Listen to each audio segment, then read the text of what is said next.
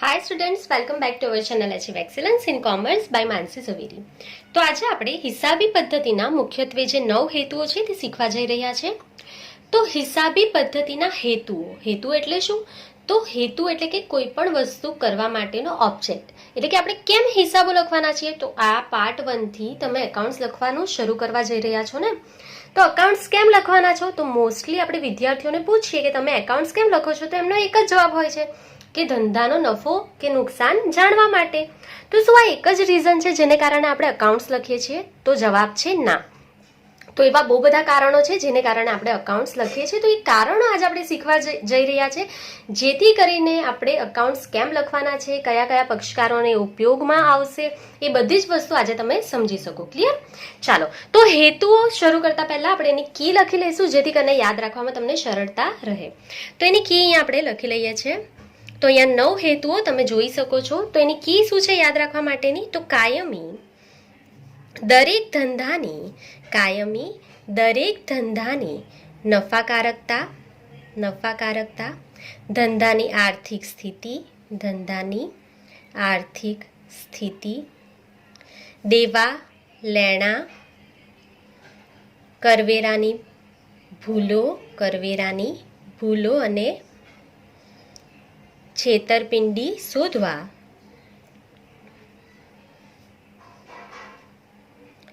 અસર કરતા પરિબળોની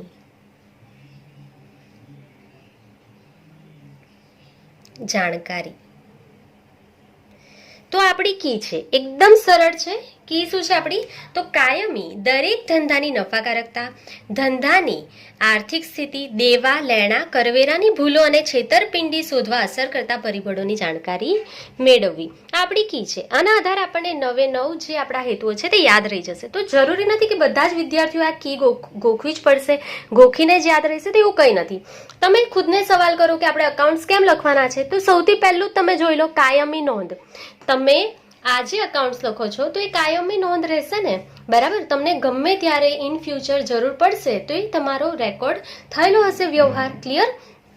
તો તમે ખુદને પૂછો કે આપણે એકાઉન્ટ્સ કેમ લખવા છે, તો આમાંથી મોસ્ટ ઓફલી જવાબ તમને મળી જશે. પણ એક્ઝામમાં તમારાથી એક પણ ભૂલાઈ નહીં જાય, એટલા માટે આપણે કી લખેલી છે. તો શરૂ કરીશું. સૌથી પહેલું અહીંયા લખેલું છે ને આપણે કાયમી. તો કાયમી એટલે શું? કાયમી નોંધ. ચાલો, તો હવે આપણે લખતા જઈશું અને સમજતા જઈશું. તો જ્યારે પણ આપણે એકાઉન્ટ્સ લખીએ છીએ એ હંમેશા લેખિત સ્વરૂપે હોય છે. અને લેખિત સ્વરૂપે હોય એટલે કે આપણે યા તો આપણે ચોપડામાં લખીશું એકાઉન્ટ્સ, યા તો આપણે હવે કોમ્પ્યુટરમાં લખીએ છીએ ને. આધુનિક યુગમાં બધા જ જેટલા પણ અહીંયા બિઝનેસ છે, કંપનીઝ છે, એ બધા જ જે છે એકાઉન્ટ્સ કોમ્પ્યુટરમાં રાખે છે. તો કોમ્પ્યુટરમાં પણ જો હિસાબ લખાયેલા છે તો એ કાયમી નોંધ જ છે ને, ગમે ત્યારે જોઈશે એનું બેકઅપ હશે, બરાબર? કંપનીઓ પોતાના એકાઉન્ટ્સનું બેકઅપ હંમેશા દર વર્ષનું રાખતી જ હોય છે. તો એ કાયમી નોંધ છે. ક્લિયર? તમને કોઈ પણ વર્ષે જોઈતા હશે કે આ તારીખે કયો વ્યવહાર થયેલો છે તો તમને મળી જશે. તો આ એક કારણ છે જેને કારણે આપણે એકાઉન્ટ્સ લખીએ છીએ. તો આપણે લખી લઈશું કે હિસાબી પદ્ધતિમાં વ્યવહારો અને બનાવોને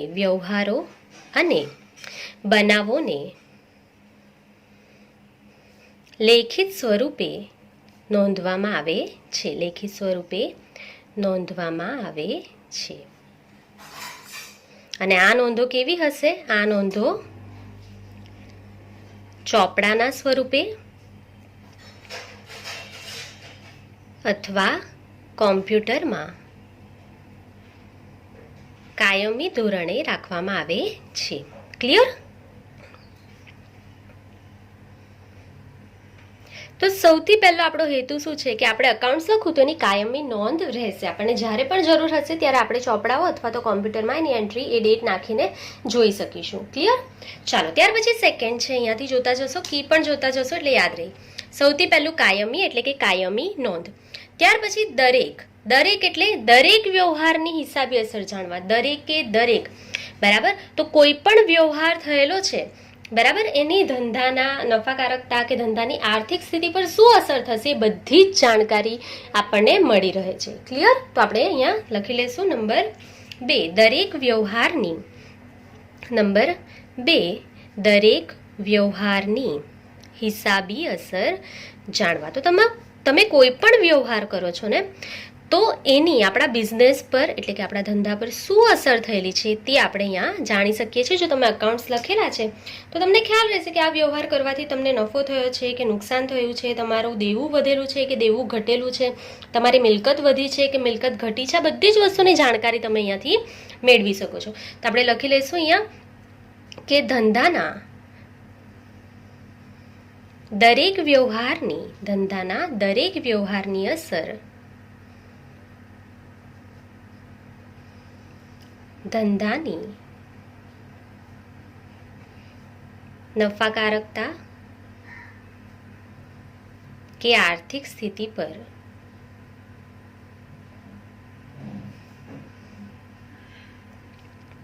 થાય છે તેની જાણકારી મેળવી શકાય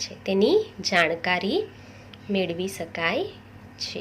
તો તમે કોઈ પણ વ્યવહાર કરેલો છે ખરીદીનો, વેચાણનો, તેની ધંધાની નફાકારકતા પર શું અસર થઈ છે અથવા તો આર્થિક સ્થિતિ પર શું અસર થઈ છે તેની જાણકારી આપણે દરેક વ્યવહારની મેળવી શકશું જો તમે અકાઉન્ટ્સ લખેલા હશે તો. ક્લિયર? ચાલો, ત્યાર પછી આપણે કીમાં જોતા જઈશું. ત્યાર પછી લખેલું છે ધંધાની નફાકારકતા.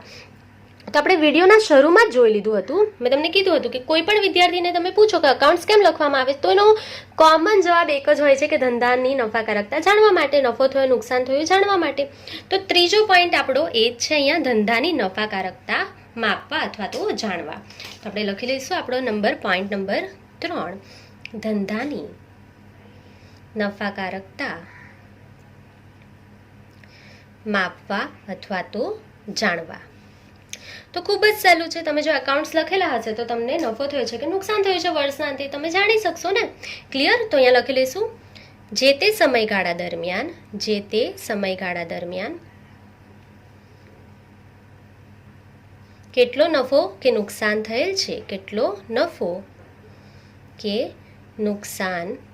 છે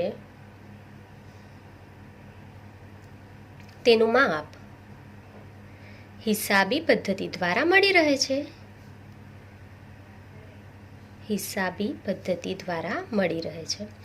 તો એકદમ સિમ્પલ છે ધંધાની નફાકારકતા માપવા માટે. એટલે કે કોઈ પણ સમયગાળા દરમિયાન, જે તે સમયગાળા દરમિયાન, એટલે તમને જો લાસ્ટ 1 મંથનો નફો જોઈતો હોય કે નુકસાન જોઈતું હોય તો એ પણ તમે શોધી શકશો. લાસ્ટ 3 મહિનાનો નફો કે નુકસાન શોધવું હોય તો પણ તમે શોધી શકશો.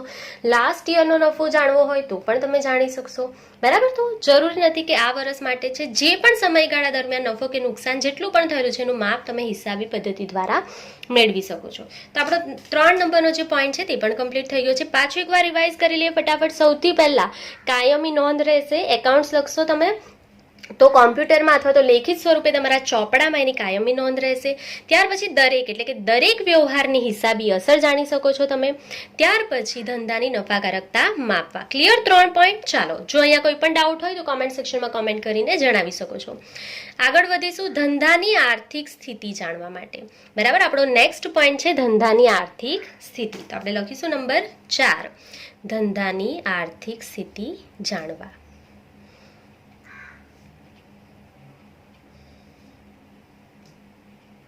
તો આ પોઈન્ટમાં આપણે એકાઉન્ટ્સ લખેલા હોય તો આપણને આપણા બિઝનેસની આર્થિક સ્થિતિ શું છે તેનો અંદાજો આવી શકે છે. એટલે કે આપણી મિલકત કેટલી છે, એના સામે આપણું લેણું કેટલું છે, આપણા દેવા કેટલા છે, એ બધી જ વસ્તુ આપણે જાણી શકીએ છીએ. આપણો બિઝનેસ સદ્ધર છે કે આપણો બિઝનેસ ડૂબવાનો છે, આ બધી જ માહિતી જો એકાઉન્ટ્સ લખેલા હશે તો આપણને ક્લિયરલી સમજમાં આવી જશે. ક્લિયર? અને આપણે એને સુધારવાના પગલાં તરત લઈ શકશું. જો આપણે એકાઉન્ટ્સ આપણા કમ્પ્લીટલી લખેલા છે તો આપણે ધંધાની આપણી આર્થિક સ્થિતિ શું છે એ બધી જ વસ્તુ અહીંયાથી જાણી શકીશું. ક્લિયર? તો જ્યારે પણ વર્ષના અંતે ધંધાના દેવા કેટલા છે, ધંધાના દેવા, લેણા, મિલકતો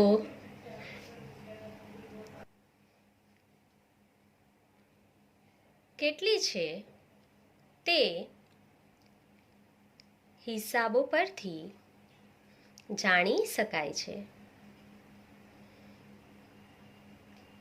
જો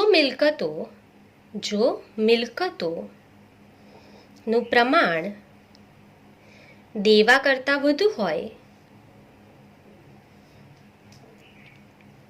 તો ધંધાની આર્થિક સ્થિતિ કેવી કહેવાશે? તો ધંધાની આર્થિક સ્થિતિ સારી છે તેમ કહેવાશે.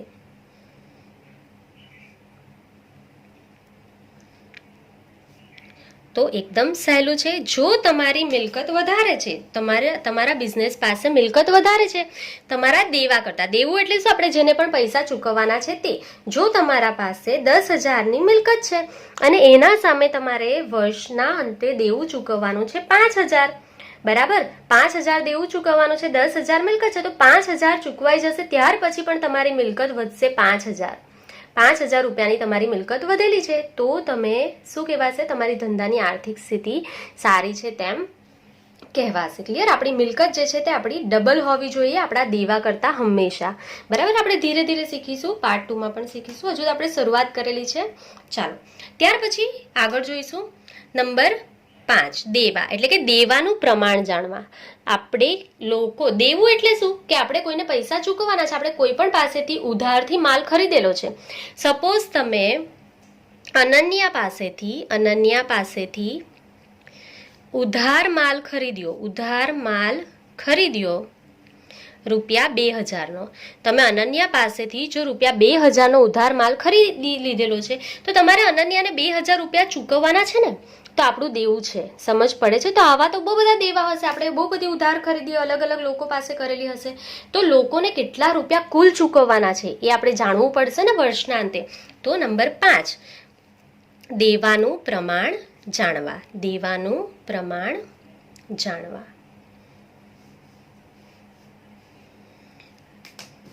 તો ધંધામાં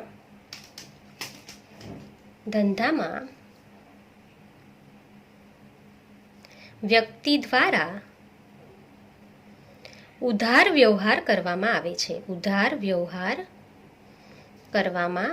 રોકડ વ્યવહાર તો થાય જ છે, પણ ઉધાર વ્યવહાર પણ તો થાય છે ને.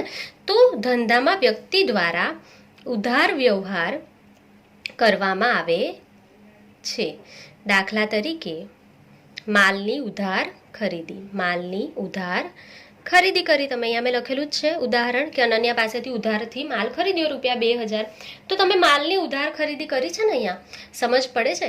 તો આ જે છે ચૂકવણી તે તમારે ભવિષ્યમાં કરવાની છે ને, તો આપણું દેવું છે. સમજ પડે છે?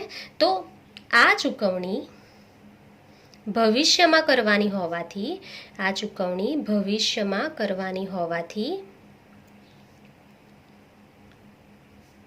જ્યાં સુધી ચૂકવણી ન થાય, આપણે જ્યાં સુધી પૈસા ચૂકવી નહીં દઈશું ત્યાં સુધી આપણું દેવું છે, ત્યાં સુધી તે દેવા તરીકે ગણાય છે. વર્ષના અંતે આ દેવું કેટલું છે તે જાણી શકાય છે.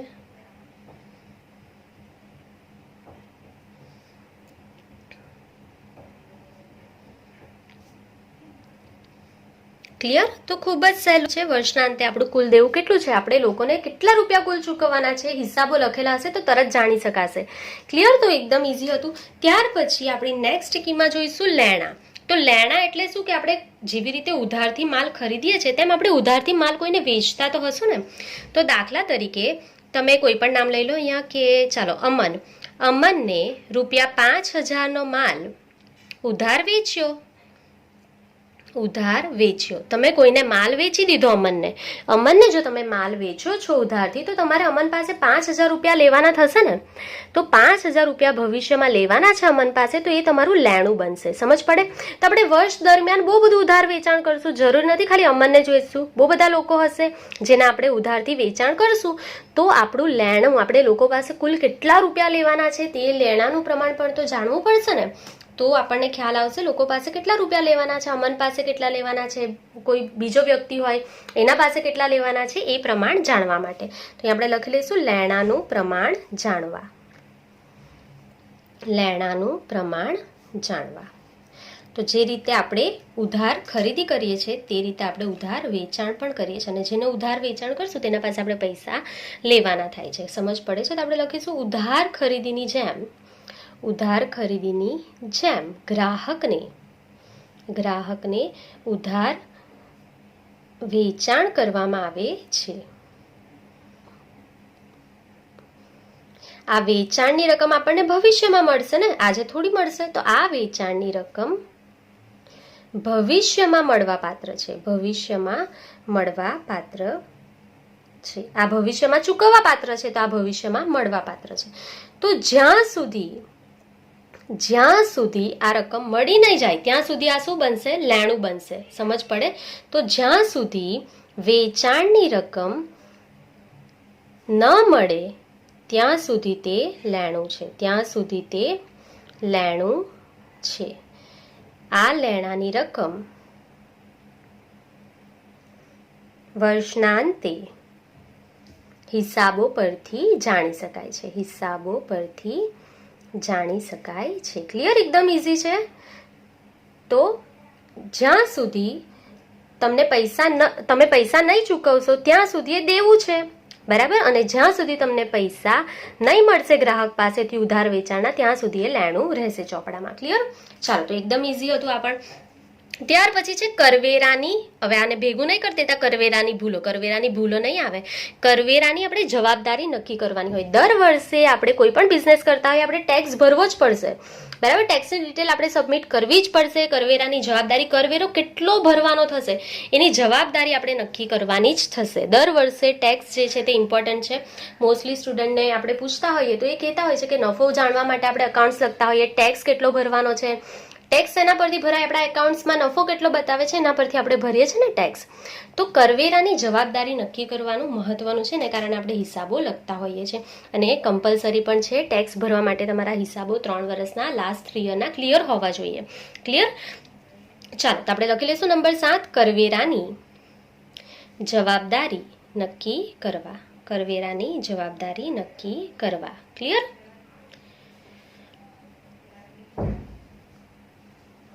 ચાલો, તો આપણે કરવેરાની જવાબદારી કઈ રીતે નક્કી કરવાની છે? તો કરવેરાની જે જવાબદારી છે એ કઈ રીતે નક્કી થાય છે? તો તમે જે રીતના હિસાબો લખેલા છે એ રીતે તમારે કરવેરાની જવાબદારી નક્કી થાય છે. ક્લિયર? તો આપણે લખી લઈશું સામાન્ય રીતે કરવેરા ભરવાની જવાબદારી તૈયાર કરવામાં આવતા હિસાબોના આધારે નક્કી થાય છે. હિસાબોના આધારે નક્કી થાય છે. ક્લિયર? તો તમે જે હિસાબો લખેલા હશે તે રીતે તમારે કર ભરવાનો રહેશે અને એના પરથી આપણે કરવેરાની જવાબદારી નક્કી કરીએ છીએ. ક્લિયર? ચાલો, ત્યાર પછી આગળ લખેલું છે ભૂલો અને છેતરપિંડી શોધવા. તો જો તમારામાં કોઈ પણ ભૂલ થયેલી હશે, તમારા ધંધામાં કોઈ પણ છેતરપિંડી થયેલી હશે, તો તમે જો ડેઈલી અકાઉન્ટ્સ ચેક કરતા રહેતા હશો ને, ડેઈલી ક્લોઝિંગ સ્ટોક ચેક કરતા હશો, એટલે કે આખરમાં જો તમારું આ કોઈ શોપ છે, બરાબર? સપોઝ આ શોપ મોબાઈલની છે. આજે તમે ન્યૂ મોડેલનું કોઈ પણ સેમસંગનું એક મોડેલ આવેલું છે, એના તમે 5 મોબાઈલ ફોન ખરીદેલા છે. આજે જ 5 મોબાઈલ નવા આવેલા છે. સેમસંગનો નવો મોડેલ છે, આજે જ 5 મોબાઈલ નવા આવેલા છે.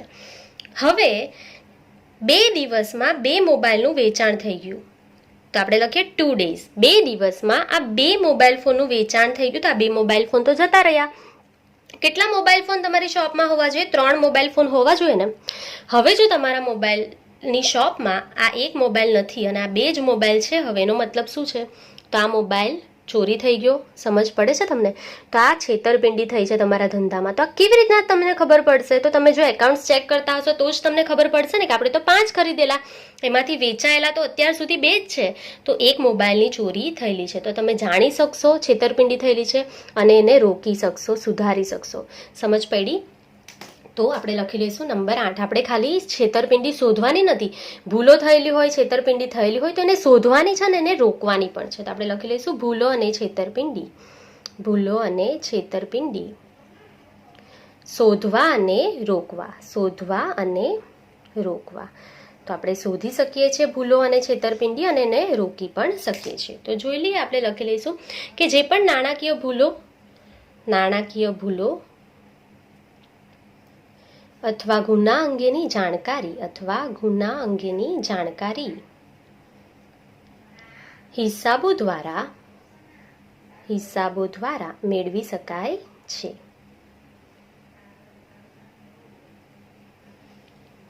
તેને શોધીને તેના પર અંકુશ રાખી શકાય છે. બરાબર? જો તમને ખ્યાલ આવી જશે તો તમે એને સુધારવાના પગલાં લેશો ને, બરાબર? તો આપણે એના પર અંકુશ પણ રાખી શકાય છે. ક્લિયર? ચાલો નેક્સ્ટ અને લાસ્ટ આપણો છેલ્લો હેતુ અહીંયાથી તમે જોઈ શકો છો, અસર કરતા પરિબળોની જાણકારી મેળવી. નંબર 9 જે આપણો છેલ્લો છે અહીંયા. તો પહેલાં આટલો સ્ક્રીનશોટ તમે લઈ લેજો. 1 થી 8 જે હેતુઓ છે તે આપણા કમ્પ્લીટ થઈ ગયા છે. જો તમને અહીંયા સુધીમાં કંઈ પણ ડાઉટ હોય તો તમે કોમેન્ટ સેક્શનમાં કોમેન્ટ કરી શકો છો. ચાલો આનો સ્ક્રીનશોટ તમે લઈ લીધો હશે. હવે આપણે લાસ્ટ જે આપણો હેતુ છે, હેતુ નંબર 9 એ લખવા જઈ રહ્યા છે. નંબર 9, અસર કરતા પરિબળોની જાણકારી.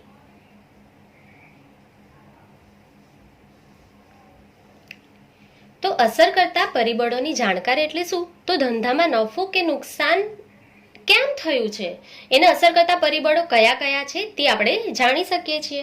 બરાબર, નફો થયો છે તો કેમ થયો છે, નુકસાન થયું છે તો કેમ થયું છે, કયા કારણોને લીધે આપણને ધંધામાં નુકસાન થયું છે. તો તમને ખબર છે અત્યારે કોવિડની સિચ્યુએશન છે, એને કારણે જો નુકસાન થાય છે તો કેટલું નુકસાન થયું છે, કેમ થયું છે, બધા કારણો જે છે તમે જાણકારી મેળવી શકો છો. અને હિસાબો લખેલા હશે તો તમે જાણી શકશો કે કયા સમયગાળામાં આપણને વધારે નુકસાન થયું છે, કોને કારણે થયું છે, એ બધી જ માહિતી તમને અહીંયાથી મળી જશે. તો આપણે લખી લઈશું કે ધંધાના નફા કે નુકસાનને અસર કરતા પરિબળોની જાણકારી હિસાબો દ્વારા મેળવી શકાય છે. ક્લિયર? તો તમને નફો થયો છે કે નુકસાન થયું છે, કોને કારણે થયું છે, એ પરિબળો જો તમે થોડું એનાલિસિસ એટલે કે અર્થઘટન કરશો તો તમને મળી જશે એની જાણકારી. તો આ જે છે તે મુખ્યત્વે હિસાબી પદ્ધતિના 9 હેતુઓ છે. એની કી જે છે તે એકદમ ઇઝી છે, મેં તમને શીખવાડી દીધેલી છે.